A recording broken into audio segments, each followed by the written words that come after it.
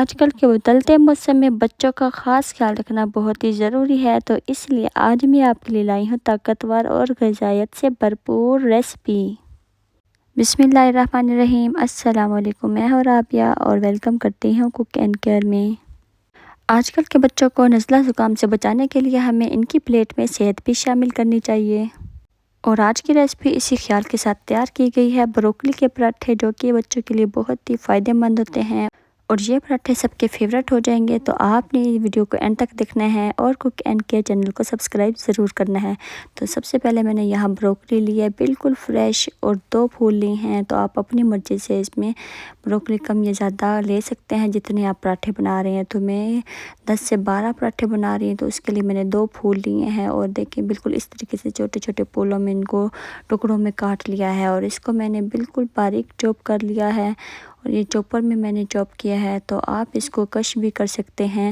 اور میں اب اس کو جو اس کے ڈنڈل تھے ان کو بھی میں نے کش کر لیا ہے، اور اس کے بعد میں نے بوائل ہوتے ہوئے پانی میں اس کو ایڈ کر دینا ہے۔ تو سب سے پہلے پانی میں میں تھوڑا سا نمک ایڈ کروں گی، اور اس کے بعد میں اس میں بروکلی کش کی ہوئی 1 منٹ کے لیے اس کو کوک کر لوں گی۔ 1 منٹ کے بعد اس کو سٹرین کر لیں گے، اور اب آپ کے گھر میں جو سب سے پیارا باؤل ہوگا اس میں آپ نے 2 انڈے ڈالنے ہیں، اور اس کے بعد 2 کپ آٹا لینا ہے، اور اس کے بعد میں اس میں ڈالوں گی 1/2 ٹی اسپون نمک، 1 ٹی اسپون زیرہ، اور 1 ٹی اسپون اس میں ڈالیں گے چلی فلیکس، اور 1 ٹی اسپون ڈالیں گے ہلدی۔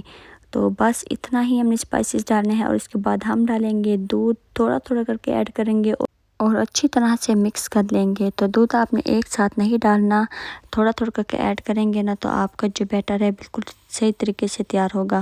تو اب میں نے اس کو تیار کر لیا ہے، اب میں اس میں ہرا دھنیا کٹا ہوا ڈالوں گی، اور اس کے بعد بوائل کی ہوئی بروکلی۔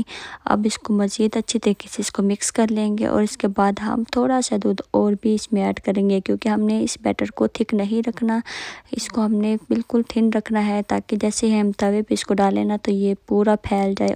اور اگر ہم اس بیٹر کو تھک رکھتے ہیں نا، تو یہ توے پہ جب ہم اس کو ڈالیں گے نا، تو یہ روٹی اس کی بالکل موٹی بنے گی اور مزیدار بھی نہیں بنے گی۔ تو اس لیے آپ نے بیٹر کو بالکل پتلا رکھنا ہے، تاکہ آپ روٹی بناتے ہوئے آپ کو بالکل بھی مشکل نہ آئے۔ تو آپ دیکھ سکتے ہیں میں نے کتنا اس کو پتلا رکھا ہے، تو میں نے اس میں تقریباً 2.5 کپ اس میں دودھ ڈالا ہے۔ تو اب میں اس کو توے پہ پھیلا کے بھی دکھاتی ہوں آپ کو، تو یہ دیکھیں بالکل آرام سے توے پہ یہ روٹی اس کے سرکل شیپ میں بن گئی ہے، اور بالکل پتلی بنی ہے۔ تو جتنی روٹی آپ پتلی بنائیں گے نا، تو اتنی ہی مزیدار بنے گی۔ اور تو ایک سائڈ پکنے کے بعد ہی ہم نے اس کی سائڈ چینج کرنی ہے۔ جب آپ نے اس کے اوپر روٹی کو پکانا ہے نا، تو توے پہ پہلے آپ نے اس پہ دیسی گھی یا آئل یا جو بھی آپ کے پاس ہے وہ لگا کے ہی اس کے اوپر آپ نے آٹے کا بیٹر ڈالنا ہے۔ تو دیکھیں مزیدار سا گولڈن سا کلر اس کا آ چکا ہے، اور اب ہماری جو روٹی ہے وہ بالکل تیار ہے۔ تو اب میں اس کو اتار کے اس کے اوپر دیسی گھی لگاؤں گی، اور اس کے بعد میں دوسرے پراٹھے بھی سیم ایسے ہی اسی طریقے سے تیار کر لوں گی۔